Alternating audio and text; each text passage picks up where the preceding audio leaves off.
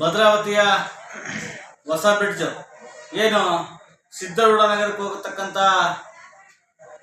ದಾರಿ ಇರ್ತಕ್ಕಂಥ bus stand ಹಿಂಭಾಗದಲ್ಲಿರ್ತಕ್ಕಂಥ ಏನು ಸೇತುವೆ ಇದೆ, ಹೊಸ ಬ್ರಿಡ್ಜು.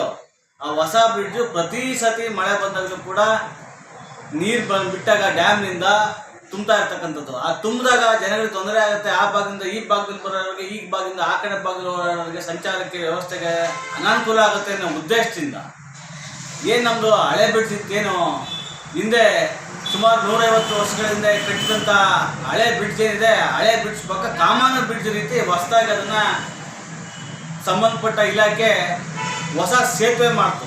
ಇದ್ರ ಪರ್ಯಾಯವಾಗಿ ಆ ಸೇತುವೆ ಮಾಡ್ತು. ಆದರೆ ಆ ಸೇತುವೆ ಕೂಡ ಇನ್ನೂ ಉದ್ಘಾಟನೆ ಆಗ್ದಲೇ ಹಂಗೆ ನಿಂತಿರ್ತಕ್ಕಂಥದ್ದು. ಆದರೆ ಜನಗಳಿಗೇನು ಸಮಸ್ಯೆ ಆಗ್ತಿದೆ ಅಂದರೆ, ಈ ಬ್ರಿಡ್ಜ್ ಮುಳುಗೋಗಿದೆ, ಆ ಬ್ರಿಡ್ಜ್ ಉದ್ಘಾಟನೆ ಆಗಿಲ್ಲ.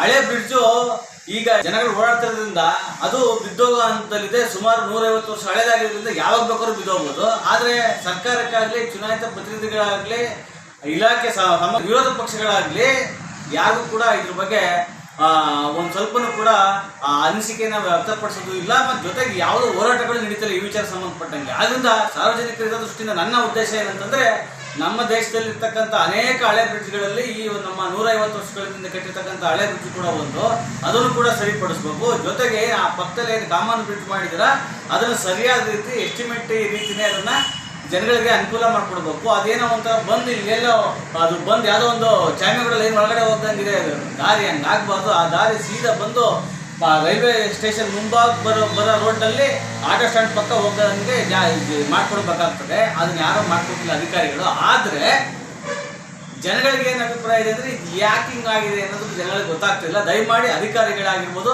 ಚುನಾಯಿತ ಪ್ರತಿನಿಧಿಗಳಾಗಿರ್ಬೋದು, ತಾಲೂಕಿನಲ್ಲಿರ್ತಕ್ಕಂಥ ವಿರೋಧ ಪಕ್ಷಗಳು ಗಟ್ಟಿಯಾಗಿ ನಿಂತ್ಕೊಂಡು ಕೇಳಿದ್ದೇ ಆದರೆ ಆ ಒಂದು ಸೇತುವೆ ಲೋಕಾರ್ಪಣೆ ಆಗುತ್ತೆ, ಒಳ್ಳೆ ರೀತಿ ಲೋಕಾರ್ಪಣೆ ಆಗುತ್ತೆ. ಇಲ್ಲ ಅಂತಂದರೆ ನಮ್ಮ ತಾಲೂಕಲ್ಲಿ ಮತ್ತೆ ಈ ಸೇತುವೆ ಆದಂಗೆ ಆ ಸೇತುವೆನೂ ಆಗುತ್ತೆ ಅಂತಕ್ಕಂಥದ್ದು ಎರಡನೇ ಮಾತಿಲ್ಲ. ಜನಗಳಿಗೆ ಏನಾದ್ರು ಅನುಕೂಲ ಆಗಿ ಬ್ರಿಡ್ಜ್ ಬಿದ್ದು ಏನಾದ್ರು ಸಬ್ಕಿಟ್ಟು ಹೋದರೆ ಇದಕ್ಕೆ ನೇರ ಹೊಣೆ ಸರ್ಕಾರ ಮತ್ತು ಚುನಾಯಿತ ಪ್ರತಿನಿಧಿಗಳು ಮತ್ತು ಸರ್ಕಾರದ ಆಡಳಿತ ಬರ್ತಕ್ಕಂಥ ಎಲ್ಲ ಇಲಾಖೆಯ ಅಧಿಕಾರಿಗಳನ್ನು ನೇರ ಹೊಣೆ ಮಾಡಬೇಕು ಅಂತೇಳಿ ಈ ಸಂದರ್ಭದಲ್ಲಿ ಭದ್ರಾವತಿಯ ನಾಗರಿಕರ ಹಿತದೃಷ್ಟಿಯಿಂದ ನಾನು ಕೇಳ್ಕೊತಾ ಇದ್ದೇನೆ. ಇಲ್ಲವಾದಲ್ಲಿ ಮುಂದಿನ ದಿನಗಳಲ್ಲಿ ಭಾರಿ ಉಗ್ರ ಹೋರಾಟವನ್ನು ನಡೆಸ್ತೇವೆ ಅಂತ ಹೇಳಿ ಕೇಳ್ತಾ ಮುಗಿಸ್ತೀನಿ. ಶಶಿಕುಮಾರ್ ಗೌಡ, ಸಾಮಾಜಿಕ ಹೋರಾಟಗಾರ, ಭದ್ರಾವತಿ.